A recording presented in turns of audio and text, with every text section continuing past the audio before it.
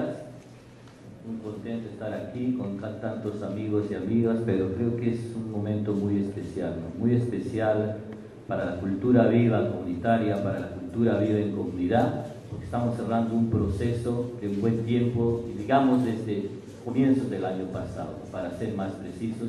Es muy importante por eso, pero también no quiero dejar de mencionar mi alegría, que es muy importante porque finalmente tengo aquí a muchos amigos de Latinoamérica, ¿no? De la cultura viva comunitaria, que están liderados en estos días muy conocido por nosotros. Hemos conocido bastante a través de Celio Turino sobre lo que es la cultura viva comunitaria, que yo quisiera pedir un aplauso para ellos.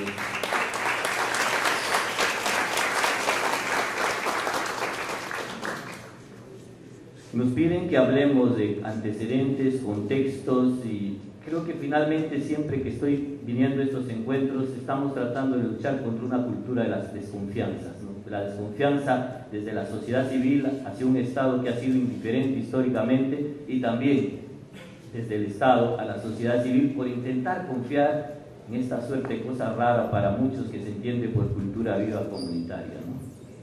Vivimos procesos que cada vez se hacen más globales, donde las gestiones públicas culturales han sido o son planeadas, como nos enseñan los maestros, en el marco del pensamiento del neoliberalismo, donde solo vemos la cultura como un buen negocio, o en el marco de las ilustraciones elitistas, eurocentristas y occidentales de llevar luces a la gente inculta, a los indígenas sobre todo, quitando así a la sociedad sus herramientas más preciadas, su autonomía y su protagonismo.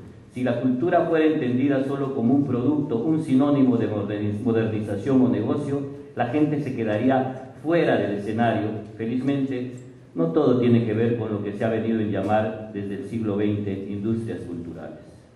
Frente a este escenario es que se promueven en toda nuestra querida Latinoamérica desde hace unos 25 años y con más fuerza desde inicios del siglo XXI, un fuerte movimiento cultural que surge desde las comunidades y que tiene su máxima expresión hoy en la plataforma Fuente de Cultura Viva Comunitaria, red de redes culturales, que tiene como una de sus luchas principales lograr que el 0.1% de los presupuestos nacionales se destine a potenciar las experiencias de cultura viva comunitaria.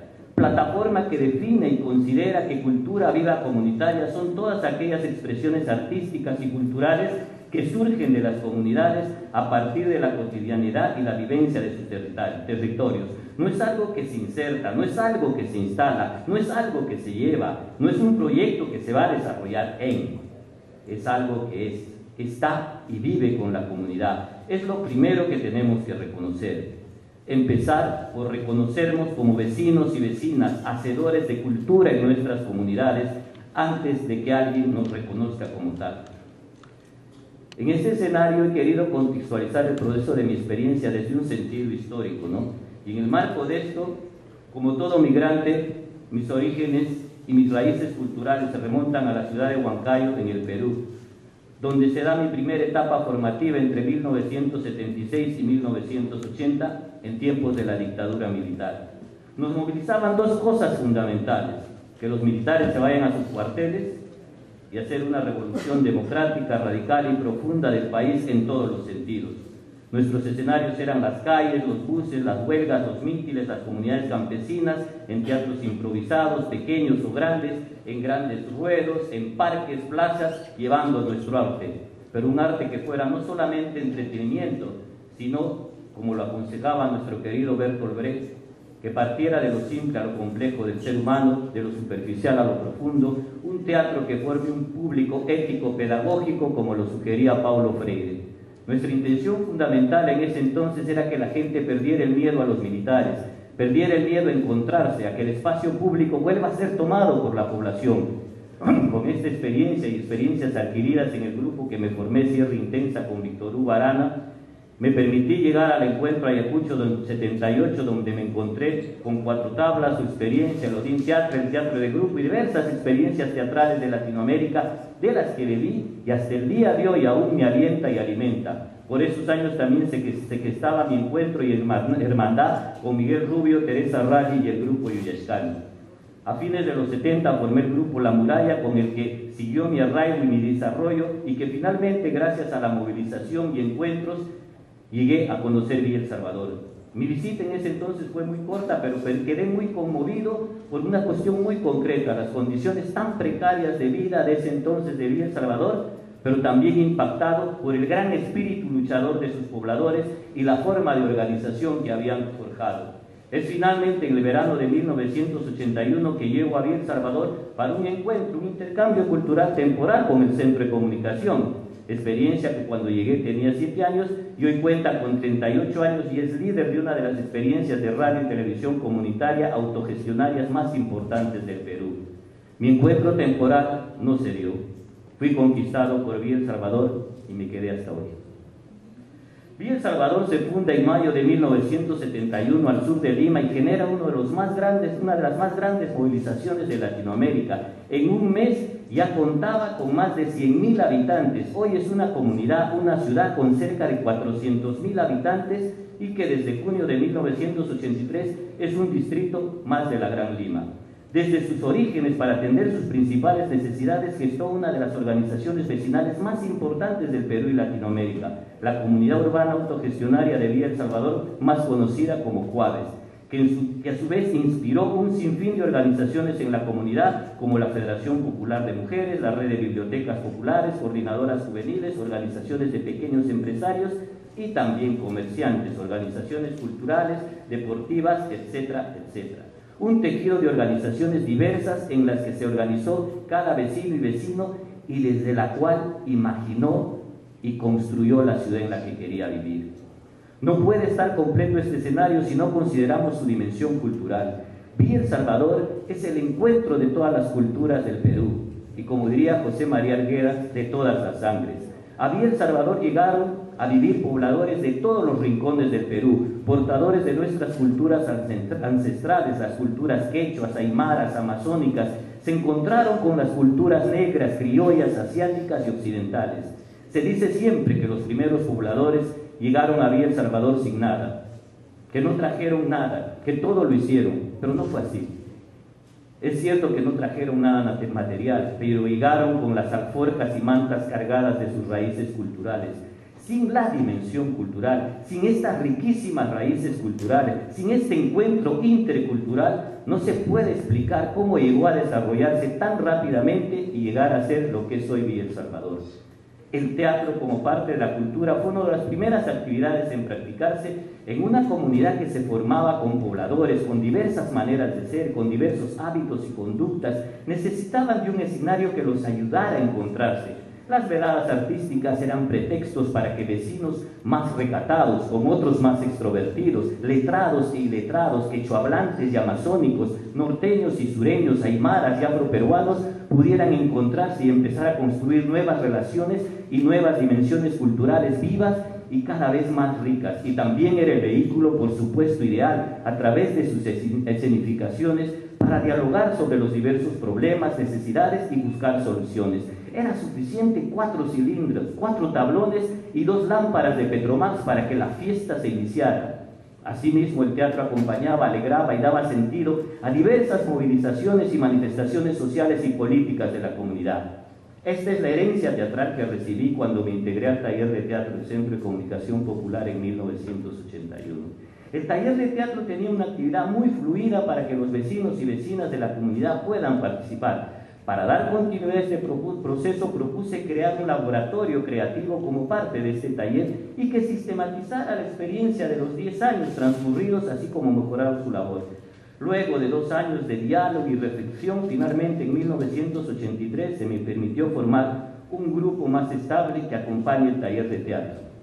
Por ese entonces ya había tomado contacto con Miguel Almeida, muy interesado en el teatro, con quien entablé una de mis grandes amistades y luego de grandes tertulias y producto de estos encuentros, entre otros, un buen día él y los jóvenes que lo acompañaban realizando un taller de actuación se integraron al taller de teatro del centro y algunos de ellos al laboratorio de creación que estábamos creando. Se sumaron luego a ellos Rafael Virgües, posteriormente fundador y director del Centro Infantil Juvenil de Arte y Cultura de Villa El Salvador, juntamente con Graciela Díaz. Luego Arturo Mejía, posteriormente también fundador y director de Arena y Esteras, y Yolanda Díaz. Así dimos nacimiento a esta experiencia un 20 de junio de 1983. Nos propusimos hacer un teatro necesario y útil, como venía siendo desde los orígenes, para que esta pero que esta vez tuviera un nivel estético y de mucha calidad. Queríamos que los vecinos y vecinas se sintieran orgullosos del teatro que hacían sus hijos y del sentido de su teatro, pero un teatro generador de conciencia, articulador de las voluntades de la comunidad, de su memoria y visiones, pero también un teatro que pusiera sus conocimientos, sus técnicas al servicio de la comunidad, y un teatro que enriqueciera la cultura, que contribuyera a transformar y construir una nueva sociedad. Propósitos que nos siguen inspirando y consideramos muy vigentes. Es así como surgimos inicialmente como parte del taller de teatro en 1983 y finalmente con un espacio propio, más dedicación, autonomía y protagonismo, adoptamos el nombre de Bichama en 1993, como dije. Durante todos estos años se han desarrollado un conjunto de proyectos y obras que quizás podemos hablar en algún momento, pero yo quisiera detenerme en un momento muy grave e importante y el papel que jugó la cultura viva comunitaria en mi comunidad. A fines de 1990 teníamos que iniciar la partida a un nuevo espacio. Era una crisis política muy dura y en medio de este proceso nos sorprende el asesinato de María Elena Moyano, lideresa de nuestra comunidad, a manos de un comando de aniquilamiento de Sendero Luminoso. Por ese entonces, actrices y actores de nuestra experiencia, liderados por Graciela Arias, movilizaban cientos de jóvenes en grandes eventos culturales por la vida. Después de la muerte de María Elena Moyano, estas actividades se intensificaron, a pesar de que no solo era Sendero, sino también el ejército con sus operativos rastrillaje que nos cercaban. La acción cultural de resistencia no se detuvo, muy por el contrario, doblegamos los esfuerzos especialmente para atender a los sectores más vulnerables, como los niños, las niñas y adolescentes que encontraban en cada experiencia de la comunidad un espacio donde alimentar el espíritu y los valores, un espacio para perder el miedo y contagiar de ello a las vecinas y vecinos para volver a tomar las calles y plazas, porque todos sabemos que el miedo es un gran enemigo, paraliza y aísla. No me cansaré de hablar del papel jugado por las organizaciones culturales en ese entonces frente a la muerte, la guerra y la violencia de todo tipo. Bibliotecas populares, agrupaciones culturales, juveniles, batallaron duramente para cuidar la vida y recuperar la comunidad con sus cantos, sus danzas, sus murales, su música, sus periódicos, cuentos, módulos rodantes de recreación y obras de teatro. Surgía para mí en ese entonces una manera distinta de hacer política, que hasta ahora ha seguido floreciendo y creciendo.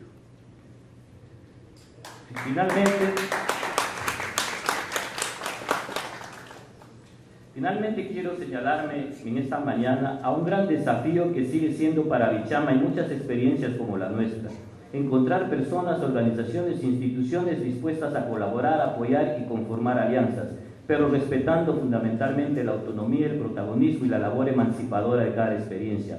Igualmente, existe la necesidad de encontrarnos frente a un Estado, un gobierno anclado en un paradigma diferente que reconozca y fortalezca principalmente las experiencias y agendas de cultura viva comunitaria. En Lima, en cada comunidad, hay una riqueza creativa y pedagógica de intercambio cultural que merece ser apoyada, que merece ser reconocida, que merece ser valorado. Pero hoy, para la transformación social desde la cultura que contribuye a un verdadero desarrollo integral, se requieren de otras dimensiones, se requieren de alianzas mayores, pero también se requiere de una política pública de parte del Estado. En este sentido, quiero resaltar para terminar la labor de la Municipalidad Metropolitana de Lima. Hoy podemos hablar de un antes y un después de Susana Villarán. La inversión realizada en cultura viva en lo que va de los casi 2 años de su gestión es inédita, y mucho más aún será de aprobarse en la sesión de Consejo la Ordenanza de Cultura Viva Comunitaria, que contempla un 30% del presupuesto de cultura para cultura viva comunitaria, con una proyección planteada hasta llegar al 0.1% del presupuesto municipal, así como un 10% del presupuesto participativo metropolitano. También esta ordenanza sirve de marco para que los gobiernos locales dispongan recursos para la cultura viva comunitaria en cada distrito. Y por supuesto que desde la sociedad civil, y quiero ser enfático en eso, no vamos a permitir ningún retroceso, a pesar de que hay fuerzas oscuras y reaccionarias que no les agrada que nada de lo que signifique cultura viva se fortalezca, se desarrolle, tenga autonomía, protagonismo y se empodere más, contribuyendo a una definitiva liberación y emancipación de todo colonialismo. Vivimos tiempos en que no es posible entender transformación y desarrollo sin un enfoque cultural. Toda obra o proyecto que se haga para la gente, pero que esté sin la gente, termina siendo contra la gente. Gracias.